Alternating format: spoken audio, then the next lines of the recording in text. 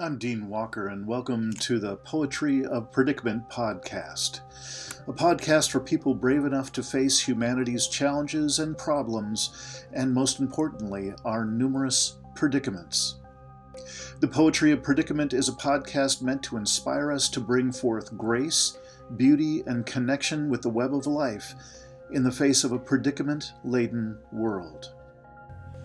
This week in the Poetry of Predicament, we welcome Terry LePage, who's been a research chemist and then on to a life of service in liberal Christian churches in her area, and then the past few years, deep involvement in deep adaptation as a coordinator and facilitator there. She now has a book, The Eye of the Storm, and we'll be speaking with her about that very useful, very important book. All right. Hello and welcome to another episode of the Poetry of Predicament podcast. And I am your ever-present host, Dean Walker. And this episode is just a remarkable fit for me, and I believe this body of work that we do in living resilience, far beyond what I would have guessed. And I'm really happy to be welcoming Terry LePage here from my relatively brief connection with her in my last few days at Deep Adaptation in the then, I think, the network or the forum. I think the forum was closing down. There was a lot of change. And Terry, you were coming in as a person to be helping to coordinate the volunteers in certain ways, and I believe it was around the facilitators, and I think that's what you're still up to. But what I'm hoping you'll do is, as soon as I stop talking, that you'll actually give us the straight scoop of how you're doing what you're doing over in the deep adaptation world. And then as soon as possible, I'd love to just jump right into what I find to be a really useful and particularly refreshingly straight talking book that you've recently published and put out, The Eye of the Storm. And we were just talking before we hit the record button, how much I appreciate the boldness, this just straight, clear presentation that you have about what's now come to be called collapse acceptance, which I think most of the folks who watch this podcast are going to know right away the difference between that and collapse awareness, which is certainly not a bad thing, not somehow inferior, but it is a very different stance, and it involves different conclusions or assumptions or distinctions that I might be carrying into this world. And acceptance seems to usually involve a certain amount of inner process work, inner clarity that has come either quite, like a bolt of lightning, but for most of us through some hard work and through some of the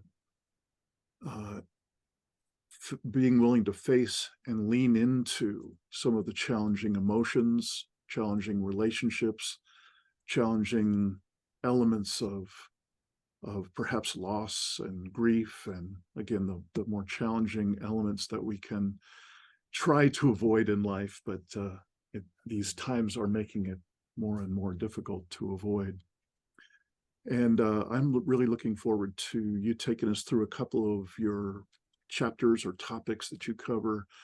And we already talked about how I think there's a lot for you and me to connect on and perhaps put some meat on the bones, so to speak, on the topic of what it is to metabolize grief in a good way, and ideally in a community setting with others. So Terry, it's just a joy to have you here, and really looking back to the deep adaptation time.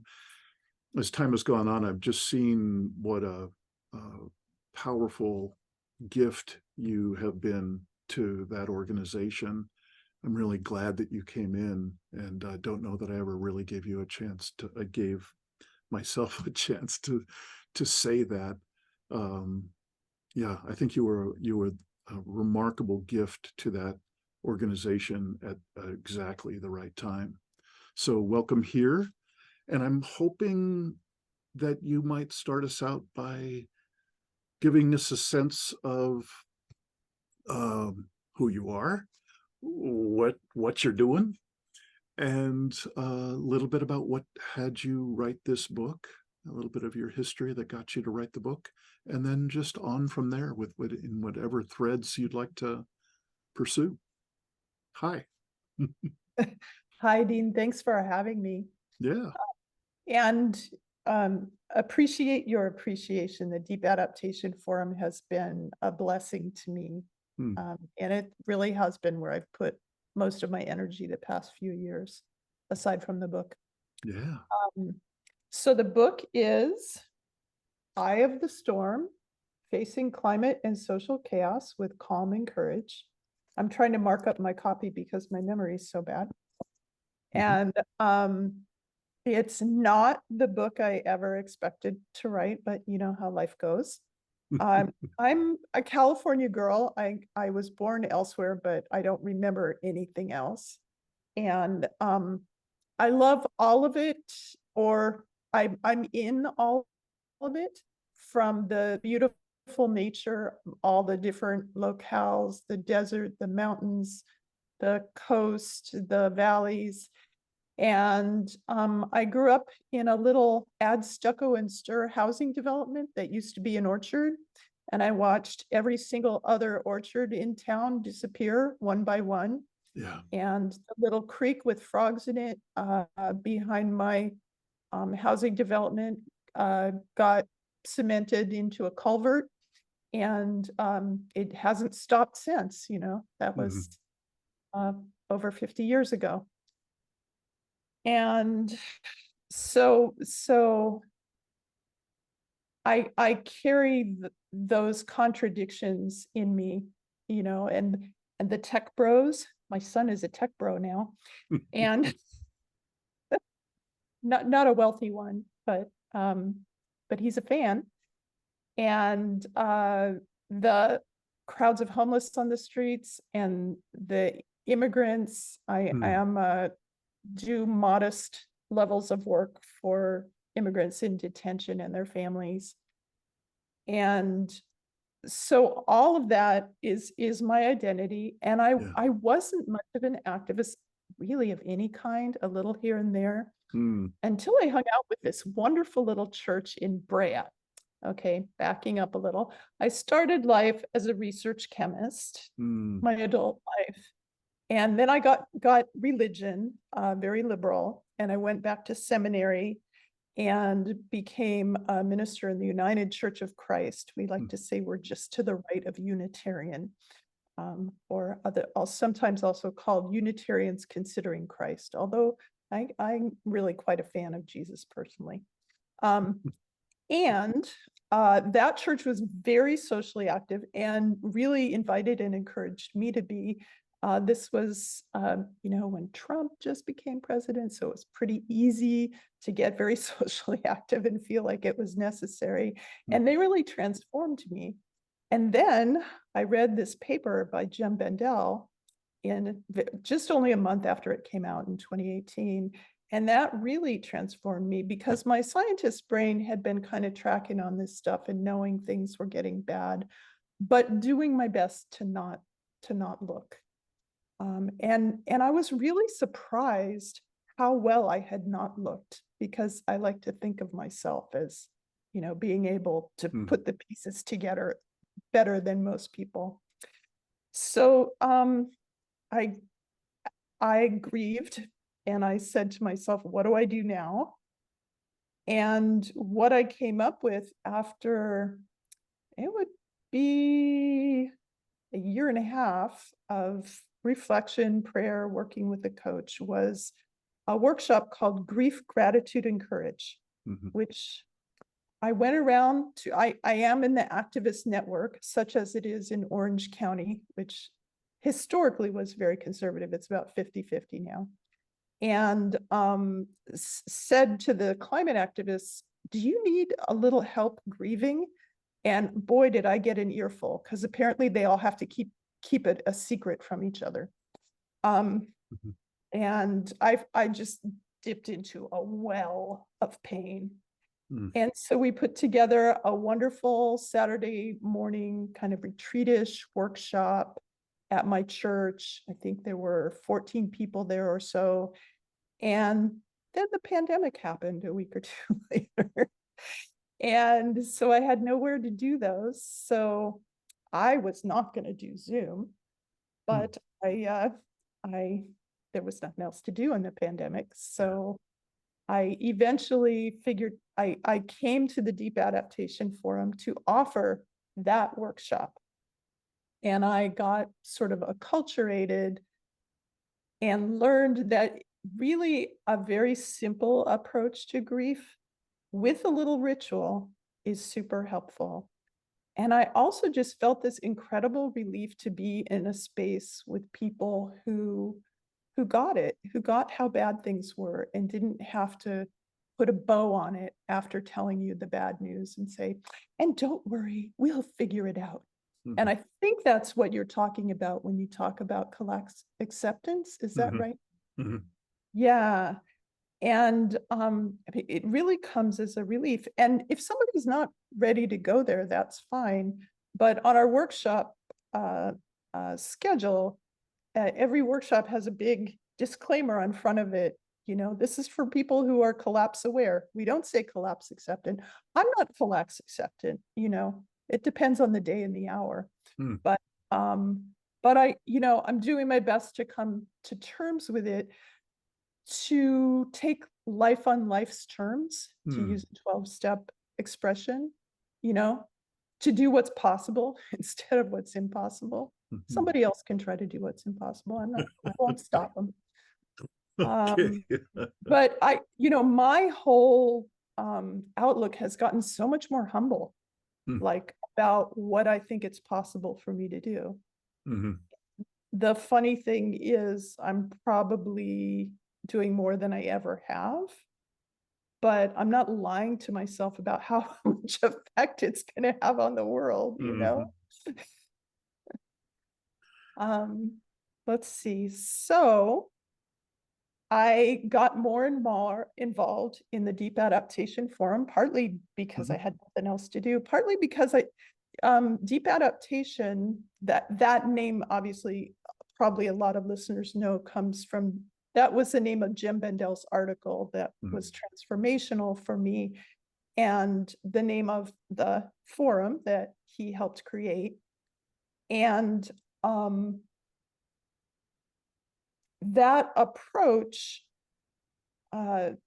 became a big part of my life because I wanted to be an activist, but I didn't know, the political scene and COVID and, like, what is mine to do? Mhm.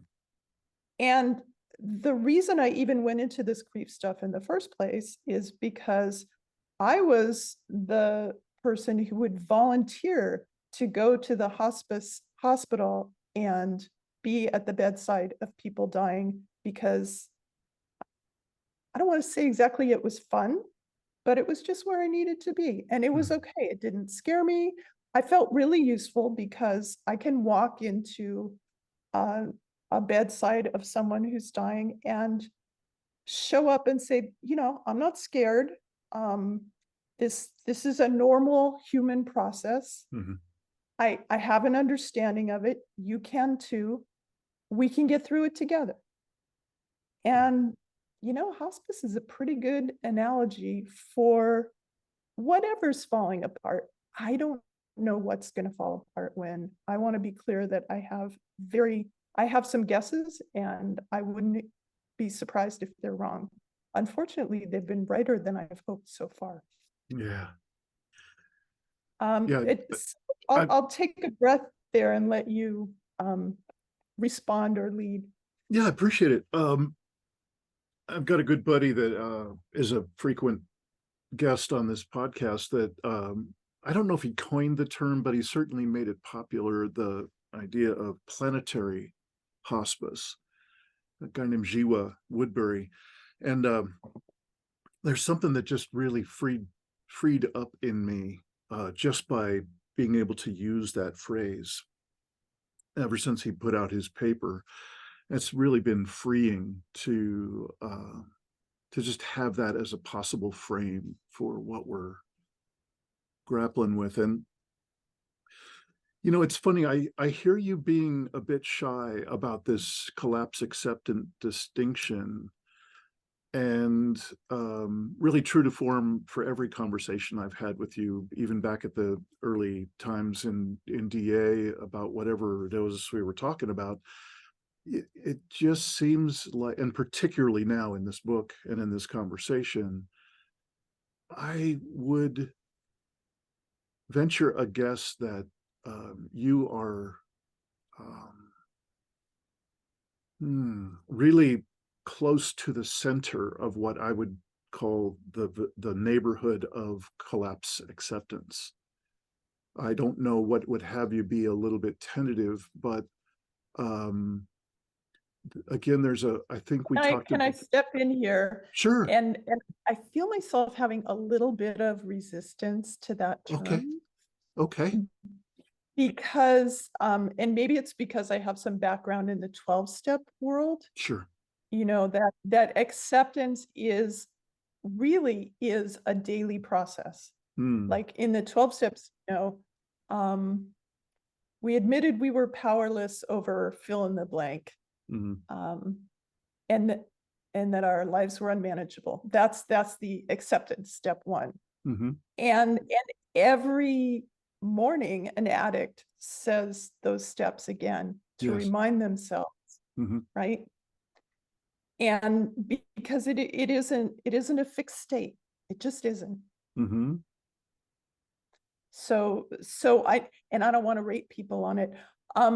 What I will say about centers and edges is as my fellow facilitators and I, and there's a group of really wonderful, wise, Mm-hmm. caring facilitators in the Yeah. Deep Adaptation Forum.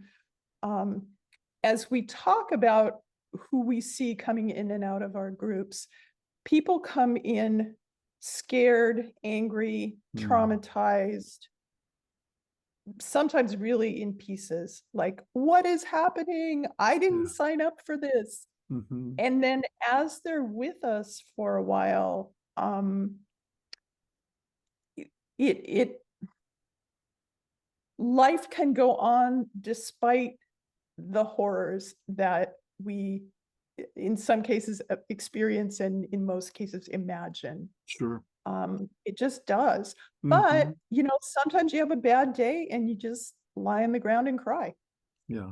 That's how grief works, right? Mm-hmm.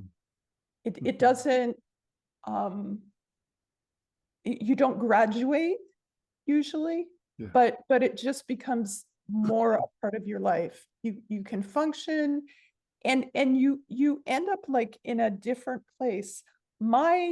The way I see the world is still shifting. It Mm-hmm. shifted a lot writing the book, trying to get clear on my own thoughts, Mm-hmm. and what started is still shifting, which of course makes my cognitive dissonance living in industrial consumer society even worse.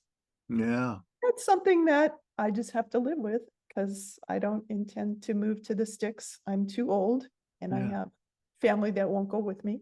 Okay. Well, you've brought up about grief, and I am in absolute agreement with you that you have put this topic so centrally in your book, and you in your remarkable style of just being so straight and keeping it so accessible and so simple in a daily living kind of way. Can you speak a little bit about how grief has shown up for you, how it shows up for you now, and particularly my experiences we're in a culture that is grief phobic and death phobic and even loss phobic. And again, I think what I most want to acknowledge about your chapter and inclusion of grief is that you've written it in a way that is so um, at a level of daily living that I can, even though I have substantial experience with grief, and I'm grief aware and grief acceptant as well. But there was something where part of my insides just relaxed with that kind of daily living level that you kept communicating that, this is normal and this is good and this is what I found works for me and so on. Could you share a little bit about your orientation toward grief and how it may have changed? Well, okay, I am not a super sensitive person. I've never been, well, I've only a couple times been laid out on the floor over grief, and it's Hmm. been climate related. Hmm. It hasn't lasted very long, but it's my companion. And Yeah. the title of the chapter on grief is Befriending Grief. Hmm. And I just did a grief group this morning in the Hmm. forum. And a couple of the people said, I can't grieve, or I've been afraid to grieve. Like, if I take the stopper out of that bottle, Hmm. it's just going to be a volcano, and Yeah. it's never going to end. I'm going to get blown away. And that's not my experience. If you're held by somebody who says, this is normal, I'm not scared of your grief, Hmm. then it does have an end, Hmm. or it stops and takes a breath. It's not in the driver's seat for The very way long. the waves might subside for a while. Yeah, yeah. Yeah. And I think it's important so first of all, important to acknowledge that our culture just doesn't know the first thing about grief. Yeah. Um, and we're much the poorer for it Mm. because we've been very sheltered, but even as sheltered as we are, a lot of people have stored up just normal bereavements or traumas that they haven't been allowed to grieve because Mm. they don't know how. Nobody's got any space for it. Keep Yeah. a good attitude, chin up. Why can't we alternate? um, and the other thing is that it is also normal for grief to be complicated. I like to talk about simple grief and Mm. complicated grief. Mhm. There's all kinds of categorizations of complicated grief, some of Mhm. which I don't think much of, but it can be helpful to have a label sometime. Mhm. But the label is not a diagnosis of illness. It's a notation, oh, your grief is complicated by the following issue. Mhm. So many people had complicated grief when they couldn't say proper goodbyes to loved ones Mm. during the pandemic, or could not care for them properly if they were in some hospital somewhere. They had to, trust somebody else to do it or not do it. So that's a particular kind of complicated grief. Mm. A lot of us with climate grief, a lot of activists of all kinds have there's technical terms, but basically grief that our culture doesn't acknowledge or have a name for. And so therefore it doesn't exist. So why do you feel so awful? What's wrong with you? Yeah. And I remember I preached on grief not too long after I read Jem's paper, and I really hit a nerve. I remember one parishioner saying, oh, I was allowed to grieve my miscarriage. If I had known that, it would have saved my marriage. Ooh. Yeah, Yeah. people just don't don't get the space they need Yeah. because your grief is your love. And I have to mention two great teachers here, Stephen Jenkinson Mhm. and Francis Weller. Francis Weller. Thank you. It's Yeah, fishing for his first name. yeah. They wrote the books on grief, and they're darn good. Yeah, they're definitely my teachers. Yeah, I agree. I'm really pleased to be in online training in how to hold space and how to curate and produce a ritual, a grief ritual, either live or online, from Francis and his team. And I have immense respect for Francis. He's another person that, in his own way, with his own emphases, he also makes grieving so accessible. So at the daily living level, that's where I need to enter. And so, like you have done that so well in your book, I find that to be really true with Francis's rituals, workshops, whatever. Yeah. Yeah, I'm jealous. I didn't have time this fall with the release of the book, but I I wanted I to, so take understand. good notes. I'm I'm curious if there's anything else that you would like to say about grief, because I think you've already been hinting at how you've created kind of a way to keep touching in on a regular basis with grieving, so as to kind of let some steam off, so it doesn't build up to some big, almost problem in your body or in your experience. And that means some regular ritual of some kind might be on your own, or it might be a ritual that you are a part of. Is there anything you'd like to say about kind of integrating grief as a part of life, regular part of life?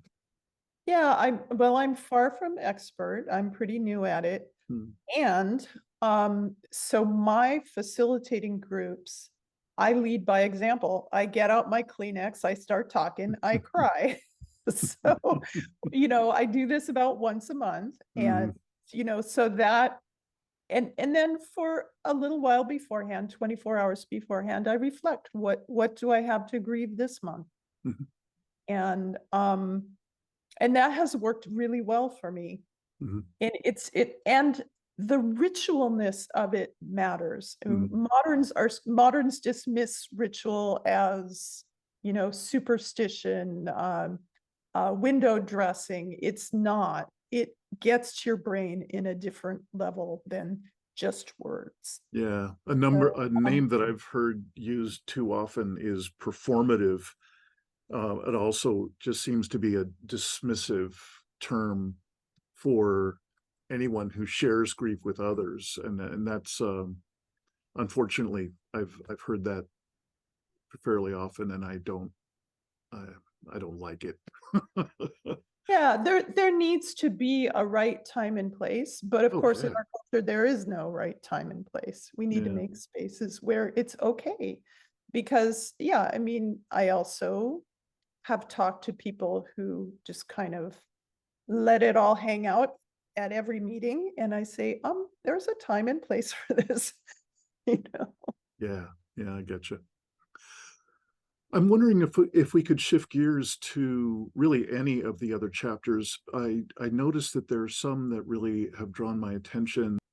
I'm curious what you might share with us about either letting go, which is one of the chapters in your book, and also uh, resigning from the rat race, which I don't. I My own experience of how we are saturated in the rat race. It literally is what the only thing we've known since we were born in this culture. And so I'm particularly curious about what you might be offering to folks that addresses any portion of that. So I'm wondering if would it be okay to either go to your chapter Sure, called "Letting sure. Go" or resigning from the rat race? Okay, so letting go is chapter 9. Mhm. And so I reflect on the fact that modernity, whose days are numbered, is gives us all kinds of goodies and comforts that whose days are numbered. So what can you live without? And instead of making it occasion for hair shirt and flagellation, let's make a game out of it. Mm. Camp in the backyard, try a composting toilet, Mhm. cook out of what's in your cupboard for a week or two. Mhm. Um, and I gotta say, I haven't done very many of these myself, Mm. but the things I've done have been really satisfying. Like, oh, I know how to do this thing. I don't need to go to the store for that. Right. Or, oh, I know how to cook some awfully tasty beans, and I won't miss the other stuff Right. for a little while, you know? And Mhm. it's a kind of empowering action. Mhm.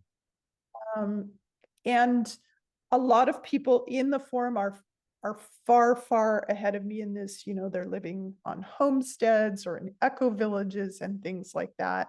Mhm. And let me be clear, I'm not saying that this makes us safe, Mm. but I imagine that as things get worse, prices will get higher, shortages will happen, etc. To the extent that you can let go of non-essentials and know, oh, I can do that. I Mhm. did that experiment a while back. I know how to do that. It doesn't scare me. Mhm. Just to give you a little more breathing room. Mhm. And, incidentally, the things you can let go of permanently, you're honoring the earth by giving her a little more space. And as I say this, I realize that one of the really big shifts in my thinking has been I used to be kind of results oriented, like how much carbon is it going to save? And now I'm not so much, partly because I just don't think I can save enough to be worth bothering, unfortunately, but mainly because I like coming at it from a different angle of how can I respect and be in relationship with every entity I interact with, Yeah. which Yeah. is the opposite of capitalism. Yeah. Capitalism wants to distance us from everything so we don't have to see what a mess we're making of it. Yeah. Yeah. So that's Brilliant. letting So go in a nutshell. yeah, I appreciate it. I'm hearing what has for a long time been called voluntary simplicity, and Yeah. it's as true now as it ever was, only we need it more. And what came to mind when you were describing what you were describing was this voluntary simplicity that we might take on can have us be in a situation where we have less far to fall. Yeah. If I'm not simplifying, if I'm continuing to be in that rat race and I'm acquiring, acquisitive, and I'm building up my footprint, and I'm more and more engaged with more and more electronics and energy use of all kinds, and so on and so on it goes, that's going to be a very steep and quick fall, and some way or another, probably painful fall, compared to somebody who's taken on some of these. Some of them are just so easy. They're really like common sense. Yeah. I But mean, I want to yeah, invite people to make it fun. yeah, And, it one thing that we haven't touched on yet is that I keep going back in the book to the importance of community, which yes, of course is something modernity has been pretty good at torpedoing. And one of the things community is great for is I can't do something by myself, but as the 12 steppers know, I can do it in a group with hmm, help and hmm, support when we're all trying to do it together. right, And I mentioned a little accountability group in the book. hmm, It helped me write the book, yeah, very concrete. And we all helped each other do different things just by showing up and saying, well, I'm going to try to do this and hold me to it next time. yeah, yeah. It's pretty obvious that the backbone of this culture and this self-terminating culture has been created out of our collective and individual disconnection Yeah. from our deeper self, from each other, from the earth. So And that's, yeah. yeah, my what is valuable to do meter Mm-hmm. has really been relabeled. I'm not good at it. I don't know how to do this, Mm, but what is valuable is honoring relationships, human mm, and non-human. Results are nice, but if they come at the cost of relationships, that's too high a price. yeah, get it. Is there more that you'd like to say about community? Only because in my experience of leading this kind of work for about 8 years now, including online courses, or it used to be live in-person courses about uh, facing this great predicament. Um, One of the most difficult things to do was to find a way to make it attractive for people to come together. You're talking about community, and it feels good once we're there, but it seems to be still a very weak suit for most people, either Mhm. because we're saturated, we're busy all the time, we've got more than full plates and full lives, and or there can be just kind of a resistance to coming together with people, where I don't know quite how to summarize that, but it has to be affected somehow by the intense amount of polarization and fragility in our world that you're. Polarization, electronic media, Yeah. COVID, and transactional relationships. Right. Yeah. So there's a whole lot of reasons not to connect. Yeah. And the thing that works is like becoming a real person um, that I care about. And I think you remember that in my short stint as nominally paid staff of the Mhm. Deep Adaptation Forum, I tried to make one-on-one appointments with everybody to where Yes. I know you, you know me, we can say what we enjoy, what we're good at, and we can get a sense of, if that person asks me to do something, I have enough of a relationship to them. I have to think twice before I say no. It's that simple. Yes. Um, so Can it, yeah, can it, you can't excuse, do this stuff over email. You just can't. yeah. I just want to pause you for a moment before we move on to anything else, because uh, I want you to know that simple gesture that you started out your brief paid time being in that role in deep adaptation. You were the first and only leader or manager, whatever the role name is for a person who's, at that point there were quite a few different parts of deep adaptation. You were the only leader that I was ever approached by to have any kind of connection like that. So And I it was want the you, funnest thing I did. I can only It's a imagine. win-win. It But it takes time. It really does.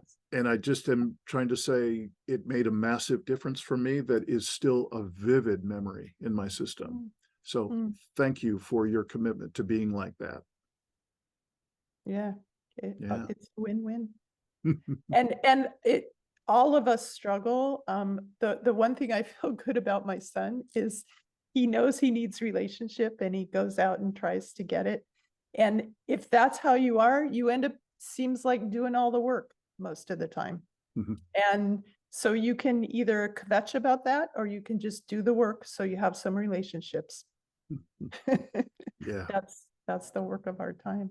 Yeah. Beautiful. And just imagine if, when it gets to the point when the internet has disappeared and we're out trying to figure out how to do things that used to happen automatically, we will develop relationships.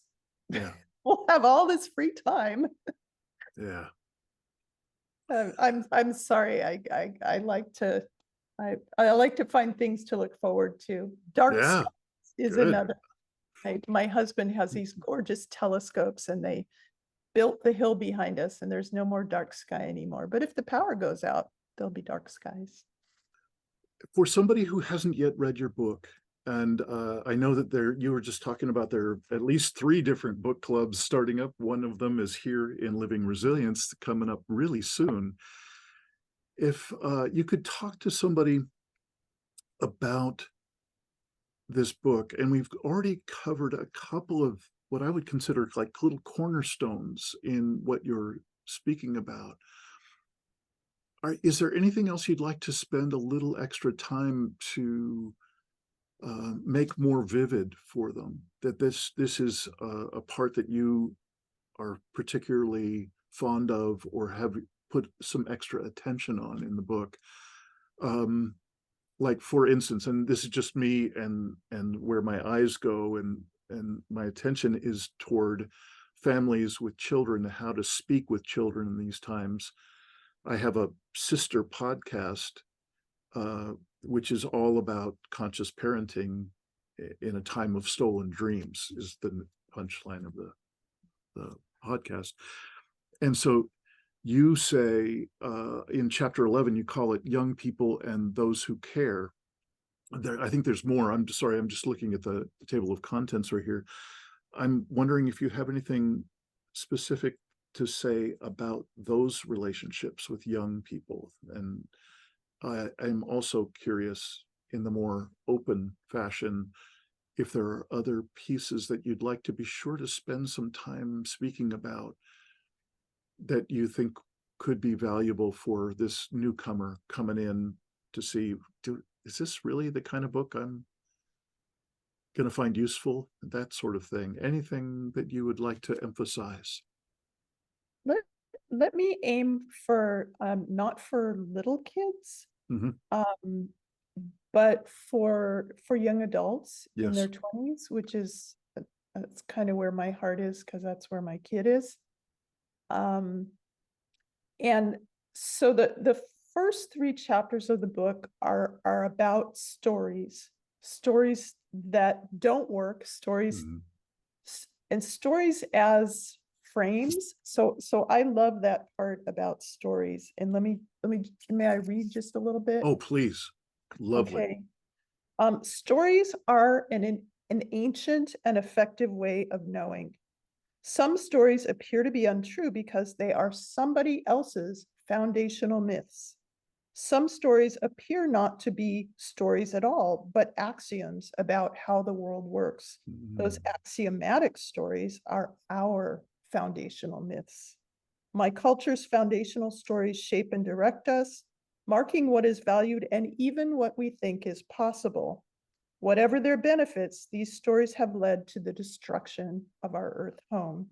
The values in these stories do not work in some fundamental and definitive way. Letting these stories go will not be easy. They're burned into our brains, and we act unthinkingly according to them, but we can begin to unlearn. And then I explore some alternative stories, and I'm still unlearning, and I don't expect to get there in this lifetime. But I think the question of stories is key for children and young adults Mhm. because we who grew up with these stories when they kind of were true, um, see the world as a whole, they experience a tremendous cognitive dissonance. The Mhm. stories don't work for them at all. You know, grow up and be successful and buy a house and yada yada. Now, Yeah. obviously, I'm talking about upper middle class Mhm. kids. And because that story doesn't work, they can make 2 choices. Either the world is an unfriendly place that's lying to them, Mhm. or they have failed. You know, imagine a kid trying to Right. do the thing. Oh, I have failed. Mhm. And the suicide rates of kids around the world, I don't know, but in the US certainly suggests that too many of Mhm. them are taking that interpretation. Yes. If they're taking the other interpretation, they might be right. And how do we help them out? Mhm. So, um, but really this business of stories applies to anyone. It just hits children and young adults the hardest because they don't have an already established identity. They're trying to make their way in the world. What is the world? Who am I? Your cultural stories tell you that, and we're telling them unworkable things. Yeah. So to give them alternative stories, and to give anyone alternative stories who's feeling despair. So maybe when you say collapse awareness and collapse acceptance, collapse awareness is when you just hit the wall with the stories you grew up with, Mhm. and you haven't found other ones yet to even consider, and you feel despair. And maybe what you're calling collapse acceptance is that you're seeing, oh, well, if I look at the world through a different lens, I'm not a failure, and I'm not responsible for saving the world, Mhm. and I can lead a life that has value even in the face of things collapsing. Yeah. That was a lot of words. What do you think? That was fantastic. That was right on track. You were mentioning that you're going to be spending some time with Michael Dowd and his book group, and I'm so glad you are. And he's kind enough to do what he so often does with great books, is he's actively recording you an audio version of your book, which he does so well. And he's also really put at the center of his work this notion of collapse acceptance. And I have put that same piece right in the center of my introductory course for people who are just learning about this whole situation. It's a bold move, but how I'm feeling comfortable doing that is my own coming to terms with the distinction of the difference between awareness and acceptance for myself. Who else has done a tremendous amount of work, which you may want to check out as you're hanging out with Michael and his crew. A couple of his crew are have put together really a handbook, if you will, a set of guidelines or possibilities for someone who's considering collapse acceptance. And um, they've really done a great job, Jordan and Karen Perry, and their bullet points, which goes on for pages of how one might consider making that shift or what might be a possible benefit of that shift. So I think they can help flesh that out for you. And I know that there are some pieces that I just have I hold differently, or I have a slightly different variant of a point or two, but essentially it is very similar to the dynamic you're talking about. And if I may just say one other thing about you kind of pointed to two different aspects of, or challenging aspects of, being a young person today. And the other one was, well, what if they've are really having an overwhelming sense that there's no one to trust out there. There's no adults in the room. There's no adults anywhere. And there's a whole lot to be afraid of or be mistrustful of, and so on.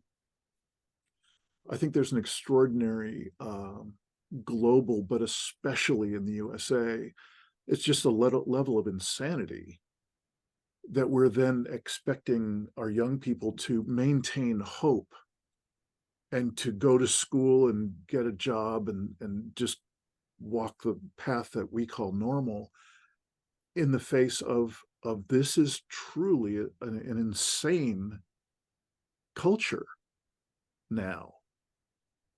And so I think it's a huge ask to um, have them come up with some other kind of story.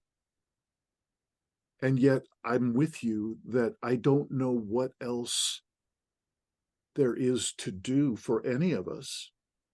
And what I think I'm hearing, I don't need them to come up with it. I have some for them. I was just headed there, was what I think I'm hearing you say is that, hey, us adults reading this book, doing this book club, engaging with this conversation, we need to be out ahead. We need to do what the adults in the room need to do, which is to create a different story that can somehow accommodate this insanity, somehow live side by side with the insanity so that we can support one another, enliven one another, grieve with one another, side by side with whatever these other folks are choosing to do.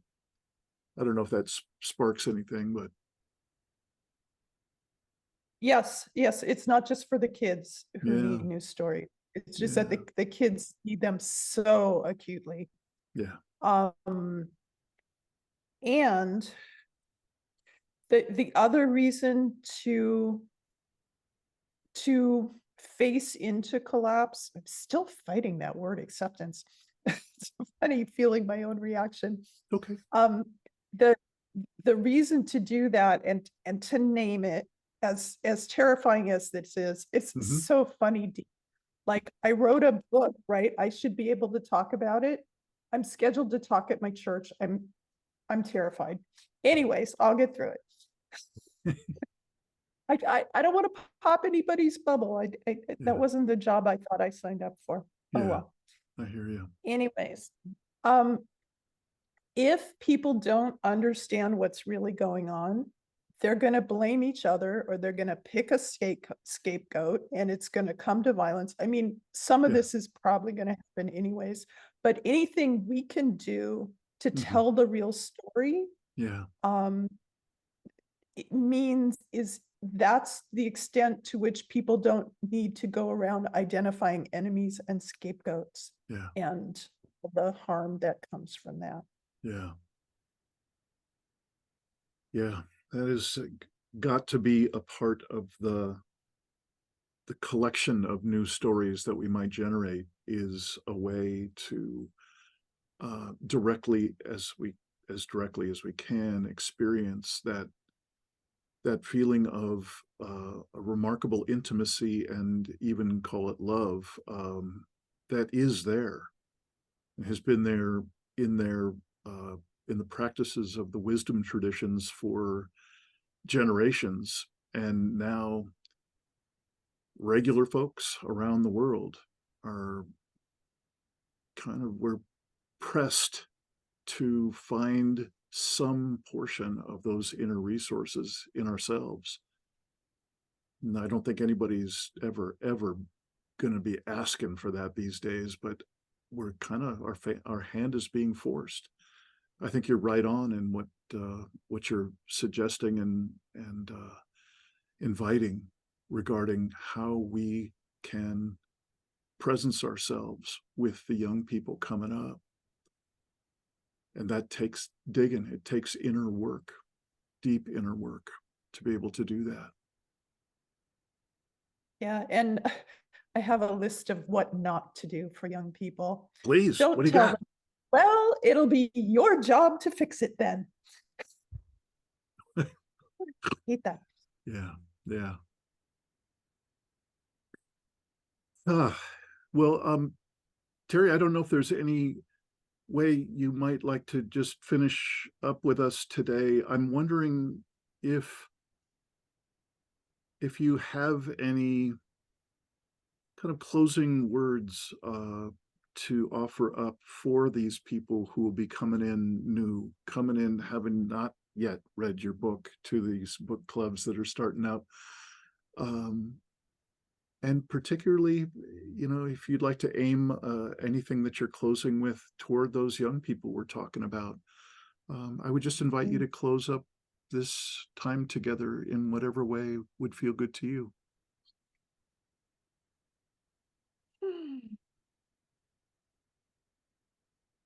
Let's see, I'm going to read a little bit from the introduction. Mm, And um, So we stand before a kind of a cliff. It marks the end of what people like me in the industrialized world know and have relied on to live. Oh, and um, then I give a list that scares the heck out of people. It's kind of like Jim Bendel's list, a little tamer.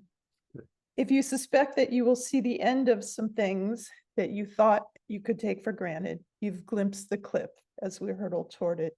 If you see that cliff and feel overwhelmed, if you want to contribute but don't believe you can bear the emotional load, be kind to yourself. Don't force yourself to read more than you're ready to read.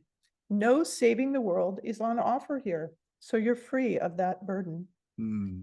If you feel that you're to blame for what is happening, this book may support you in shifting that view. Industrial consumer society set up our earth home for destruction, and those who grew up in this system are trapped in it. Most of us do not know how to survive without it. Mm.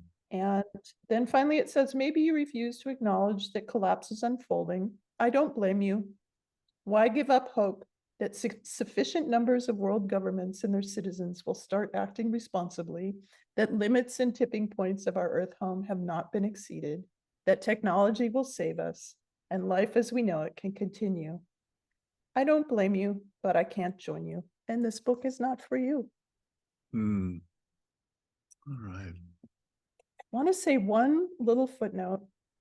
There is a term, and Michael Dowd is a part, and a community of which Michael Dowd is a part of, Mhm. and I am not. And the term is near-term human extinction. Mhm. I'm not going there. Yeah.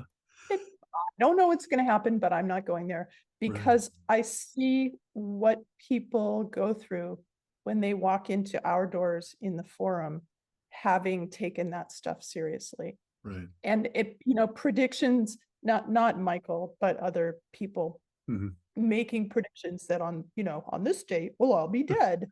Right. No, we're Yes. resourceful. It's going to Yes. be ugly, but we're resourceful. And I'm saying no because there's still hope. Sure. And I'm not giving up on the word hope. I just hope in different things. Mhm. And so to young people, I would say, if things look despairing, it's because you're looking through your parents' and grandparents' lenses. You need to find a new pair of glasses Mm. because you can have a lot of fun yet. And I want you to. Yeah. Thank you. Very, very clear. And just for the record, I also have nothing to do with the near-term human extinction distinction or conversation. It's not useful. Anybody who's throwing around that term is guessing as much as anybody is. There's no reality to really found that. And Terry, I think we are all lucky to have you around in any form, but particularly now that you've put it into words and we can actually have book clubs to talk about those words. I'm already finding so much value in reading, in now our conversation, and I really look forward to how my little organization and our little book club is going to, I think, really take off with this. And so thank you for bringing such a very human and accessible and valuable book to us. I really appreciate that. I'm glad. I'm glad it's useful. Mm-hmm. Yeah. It means a lot to me to be able to make a contribution in a Mm-hmm. time like this. Yeah. All righty. Well, And all thanks the for best. having me. Yeah, my pleasure. And all the best to you as you tour with your book. And I look very much forward to whenever that audiobook is coming out for Michael. That's my preferred way to read in general. Mm. And so all the best to you as you tour this out and present it, and especially on the I think you were saying that you have an upcoming church presentation that you have some nervousness about. So I wish you well through all of that, and thank you. Thank you, Dean. In another episode of the Poetry of Predicament. This podcast is produced by Dean Walker and the Living Resilience Alliance. Living Resilience exists to offer transformative support and resources to the collapse-aware and collapse-acceptant communities around the world. Our sole purpose is to curate and offer coaching, support groups, courses, and events that assist people in expanding their core skills, competencies, and capacities for facing a troubled, predicament-laden, yet still ineffably miraculous world.